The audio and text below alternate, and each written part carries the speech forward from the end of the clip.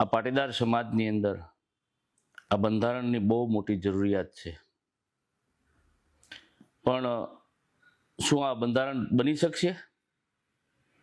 મારે આપને પણ પ્રશ્ન છે, સમાજના આગેવાનોને પણ, કે ખરેખર આ બંધારણ બનાવી અને સમાજને, મધ્યમ અને ગરીબ લોકોનો જો ઉદ્ધાર કરવો હોય તો સમાજના આગેવાનો સૌપ્રથમ પોતાનો અહમ છોડી અને એક મંચ ઉપર આવે.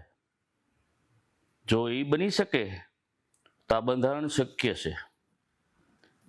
કારણ કે જ્યાં સુધી હું મારો અહમ નહીં છોડું કે હું જ કરું છું એમ નહીં, સમાજના બધી સંસ્થાના આગેવાનો જો સમાજનું જ હિત ઈચ્છતા હો તો બધા એક મંચ ઉપર આવી અને આની વાત મૂકવી પડે. કારણ કે આજે બધા સમાજે પોતાના બંધારણ બનાવ્યા, તો પાટીદાર સમાજનું બંધારણ કેમ ન થઈ શકે? મારી પાસે એક બુક છે,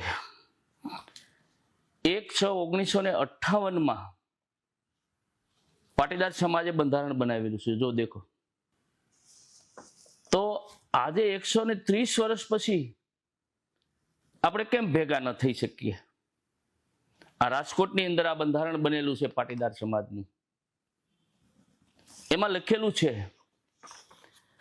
કે પહેલા તો આ સમાજની અંદર પટેલ સમાજોએ જ્ઞાતિમાંથી બટાવવાનું બંધ કરવું જોઈએ.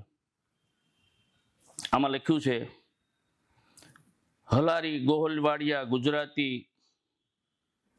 લેવા પટેલ, કડવા પટેલ, આ બધું ભૂલી અને પાટીદાર તરીકે એક મંચ ઉપર આવી અને જો આ બંધારણ બને તો ગુજરાતની અંદર એક નવી દિશા મળશે. કારણ કે આપણા પૂર્વજોએ 1958 બંધારણ કર્યું હતું. એ સમાજના આપણે વંશજો છીએ.